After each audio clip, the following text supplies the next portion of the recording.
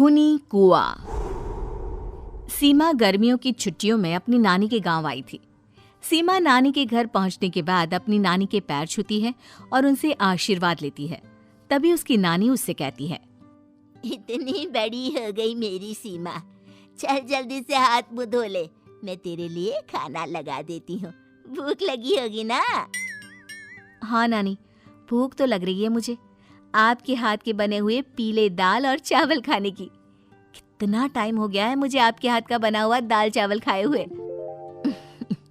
तू तो नौकरी में व्यस्त थी, तो तुझे कहाँ से टाइम मिलेगा अपनी नानी के लिए? और जब इतने टाइम बाद आई है तो ज्यादा टाइम के लिए रुक कर जाएगी तू। हाँ नानी, इस बार पूरे 2 महीने के लिए आई हूँ। सीमा की नानी अंदर जाकर उसके लिए खाना बनाने लगती है। सीमा कमरे में अकेली होती है, तभी उसे किसी औरत के रोने की आवाज सुनाई देती है। वो कभी खिड़की से बाहर झांकती है तो कभी दरवाजे से बाहर झांकती है। उसे समझ में नहीं आ रहा होता है कि आखिर रो कौन रहा है। तभी नानी खाना लेकर आ जाती है। वो अपनी नानी से कहती है, नानी, कोई औरत रो रही है क्या? मैं जब से यहाँ आई हूँ तब से मुझे यहाँ किसी औरत की रोने की आवाज आ रही है। हे भगवान, कहीं ये वही तो नहीं? बोलो ना नानी। अरे कोई नहीं रो रहा, ये तेरे मन का वहम है। और तू ना अब खाना खा ले, ज्यादा यहाँ वहाँ की बातों में ध्यान मत दिया कर। जल्दी से खाना खा और फिर मेरे साथ आ जा मेरे कमरे में, दोनों बैठकर खूब सारी बातें करेंगे। ऐसे ही अगले दिन सीमा अपनी नानी के साथ गांव के बाजार जा रही होती है। उसी रास्ते में फिर से किसी औरत के रोने की आवाज आती है। वो अपनी नानी से कहती है, अरे नानी, क्या सच में तुम्हें अभी भी किसी औरत की रोने की आवाज नहीं सुनाई दे रही? मुझे किसी औरत की बहुत बुरी तरीके से रोने और चीखने की आवाजें आ रही हैं। मैं बहुत परेशान हूँ नानी, आखिर ये कौन है? मुझे लगता है कि सीमा को शहर भेज देना चाहिए, यहाँ रहना उसके लिए ठीक नहीं। नानी बोलो ना, आप चुप क्यों हो जाते हो? सीमा, तू घर चल, मुझे तुझसे बहुत जरूरी बात करनी है। नानी सीमा को घर ले आती है और सीमा से कहती है, सीमा, कल सुबह तू शहर वापस चली जाएगी। अरे अचानक? आखिर क्या बात है नानी, आप मुझे ऐसे जाने को क्यों कह रही हो? मैं बस जो कह रही हूँ उस पर ध्यान दे। तू कल सुबह यहाँ से चली जाएगी, और ये बात मैं कोई मजाक में नहीं बोल रही। तू कल जाएगी तो मतलब जाएगी। अरे नानी, चली जाऊंगी मैं, ठीक है, पर आखिर बात क्या है ये तो बता दो। मम्मी से कोई बात हुई है या फिर मुझसे कोई गलती हुई है जो तुम मुझे अचानक से जाने के लिए बोल रही हो? देख सीमा, रात बहुत हो चुकी है और मुझे इस बारे में कोई बात नहीं करनी। चल, अब चल के मेरे साथ सो जा। सुबह की बस पकड़कर तुझे शहर भी तो जाना है। सीमा को अपनी नानी का ऐसा व्यवहार देखकर बहुत ही अजीब लगता है। उसे कुछ समझ में नहीं आ रहा होता है कि आखिर उसकी नानी उसे अचानक से गांव छोड़कर जाने के लिए क्यों कह रही है। ये सारी बातें सोचते सोचते सीमा की आंख लग जाती है और वो अपनी नानी के साथ सो जाती है। ऐसी ही आधी रात को सीमा को फिर से किसी औरत की रोने की आवाज सुनाई देती है। वो उस औरत की आवाज सुनकर बार बार करवटें बदल रही होती है और तभी उसे सपने में भी एक अजीब सी औरत की परछाई दिखाई देती है, जो इतना चीख चीख कर रो रही होती है कि सीमा डरकर उठ जाती है। वो पूरे पसीने पसीने हो रही होती है। वो अपने आसपास देखती है तो घर में बिल्कुल शांति का माहौल होता है। सीमा घबरा जाती है। वो अपनी नानी को जगाने की कोशिश करती है, मगर उसकी नानी नहीं जगती। सीमा को फिर से उस औरत की रोने की आवाज सुनाई देती है। आखिरकार सीमा अपने आप को रोक नहीं पाती और वो घर का दरवाजा खोलकर बाहर निकलती है। आखिर ये माजरा क्या है? आज तो मैं पता करके रहूंगी।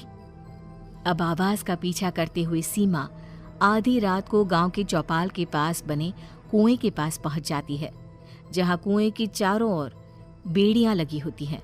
उन बेड़ियों में लगे हुए ताले के साथ एक लाल रंग का कपड़ा और माता रानी का कलावा बंधा होता है। उस कुएं में से सीमा को किसी के रोने की आवाज आती है। सीमा परेशान हो जाती है। इस कुएं में कौन है? कौन है यहाँ? सुनो, कौन है? कौन रो रहा है?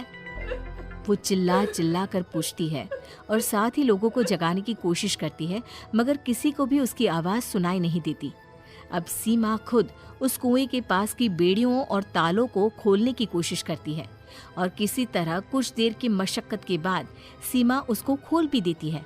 और जैसे ही वो कुआं खोलकर उसके अंदर झांकती है, सीमा उस कुएं में गिर जाती है।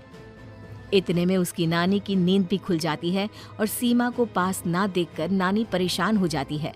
नानी घबराकर पूरे घर में उसे ढूंढने की कोशिश करती है, जिसके बाद उसकी नानी और सभी लोग उस खूनी कुएं के पास जाते हैं और सीमा की नानी कुएं के पास खड़ी होती है। सभी गांव वालों और सीमा की नानी को सीमा के चिल्लाने की आवाज आती है, बचाओ, कोई मुझे बचाओ। मेरी बच्ची, हम आ गए, हम तुझे बचा लेंगे। नानी, मुझे यहाँ बहुत डर लग रहा है।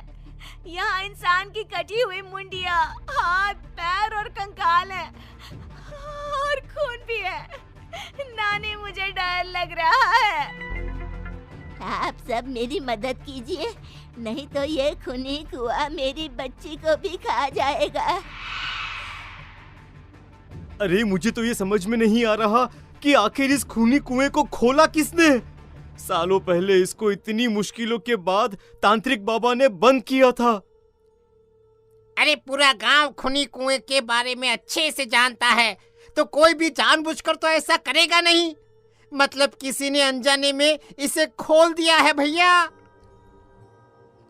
सीमा को इस बारे में मालूम नहीं था और जब से वो यहाँ आई थी तभी से उसे किसी औरत के रोने की आवाज़ें भी सुनाई दे रही थी। कहीं सीमा ने ही तो उसे नहीं खोला। अगर ऐसा है तो फिर सीमा का बचना बहुत मुश्किल है। वहीं कुएं के अंदर सीमा रोते हुए बैठी होती है कि उसे आवाज सुनाई देती है जो कुएं के बाहर खड़े गांव वालों में से किसी को सुनाई नहीं देता। आज सालों के बाद मुझे ताजा खून मिलेगा। तेरा खून पीकर आज मैं अपनी प्यास बुझाऊंगा।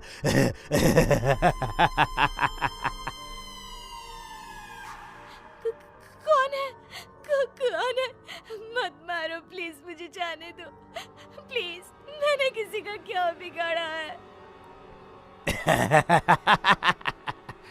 वो तुझे मरने के बाद पता चल ही जाएगा। जितने में गांव वाले और सीमा की नानी कुछ सोच पाते, उतने में उन्हें सीमा के चिल्लाने की आवाज आती है और अगले ही पल सब शांत हो जाता है। क्या हुआ? सीमा, मेरी बेटी। माफ करना बहन, लेकिन अब सीमा वापस नहीं आएगी। हमें एक बार फिर से कुएं को बंद करना होगा। गांव वाले तभी तांत्रिक को बुला कर लाते हैं।